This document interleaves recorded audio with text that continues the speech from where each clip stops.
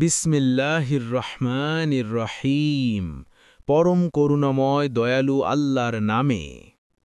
আল্লাহর বান্দা তার রসূল মুহাম্মদ সাল্লাল্লাহু আলাইহি ওয়াসাল্লামের পক্ষ হতে রোম সম্রাট হেরাক্লিয়াসের প্রতি শান্তি বর্ষিত হোক তার প্রতি যে হিদায়াতের অনুসরণ করে।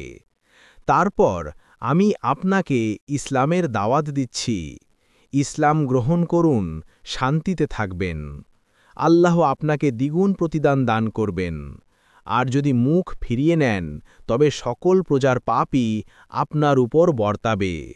হে আহলে কিতাব, এসো সে কথায় যা আমাদের ও তোমাদের মধ্যে এক ও অভিন্ন। তা হল আমরা যেন আল্লাহ ছাড়া অন্য কারো ইবাদত না করি, কোনো কিছুকেই যেন তার শরীক সাব্যস্ত না করি, এবং আমাদের কেউ যেন কাউকে পালনকর্তারূপে গ্রহণ না করে আল্লাহকে ত্যাগ করে। যদি তারা মুখ ফিরিয়ে নেয় তবে তোমরা বলো, তোমরা সাক্ষী থাকো আমার এত মুসলিম। সূরা আল ইমরান ৩:৬৪। আবু সুফিয়ান বলেন, হিরাক্লিয়াস যখন তার বক্তব্য শেষ করলেন এবং পত্রপাঠও শেষ করলেন, তখন সেখানে হট্টগোল শুরু হয়ে গেল। চিৎকার ও হই হল্লা চরমে পৌঁছল এবং আমাদেরকে বের করে দেয়া হলো।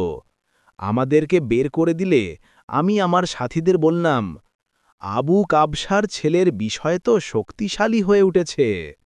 বনু আসফার রোমের বাদশাও তাকে ভয় পাচ্ছে। তখন থেকে আমি বিশ্বাস রাখতাম তিনি শীঘ্রই জয়ী হবেন।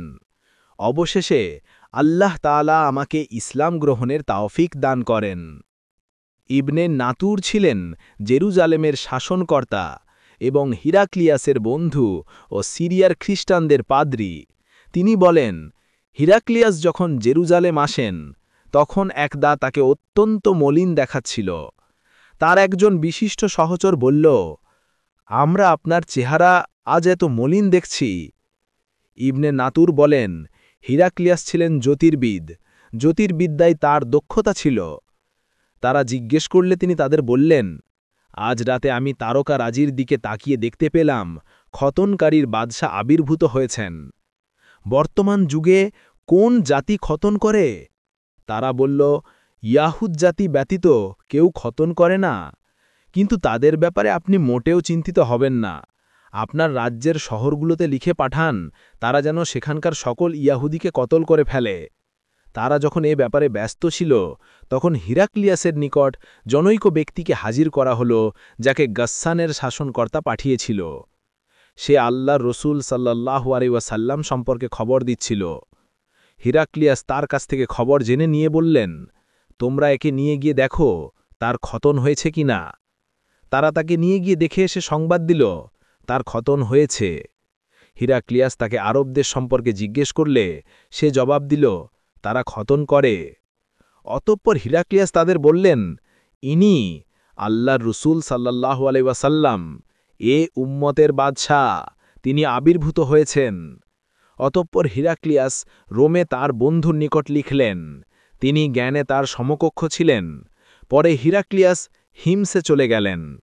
হিমসে থাকতেই তার নিকট তার বন্ধুর চিঠি এলো, যা নবীর আবির্ভাব এবং তিনিই যে প্রকৃত নবী এ ব্যাপারে হিরাক্লিয়াসের মতকে সমর্থন করছিল।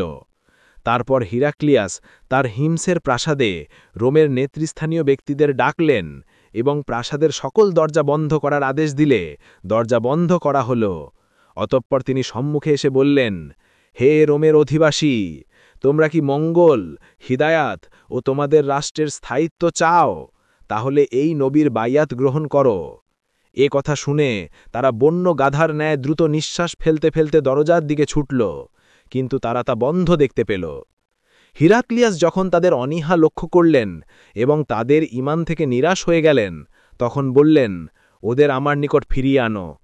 তিনি বললেন, আমি একটু আগে যে কথা বলেছি তা দিয়ে তোমরা তোমাদের দিনের উপর কতটা অটল কেবল তার পরীক্ষা করছিলাম, এখন তা দেখে নিলাম। এ কথা শুনে তারা তাকে সেজদা করল এবং তার প্রতি সন্তুষ্ট হল।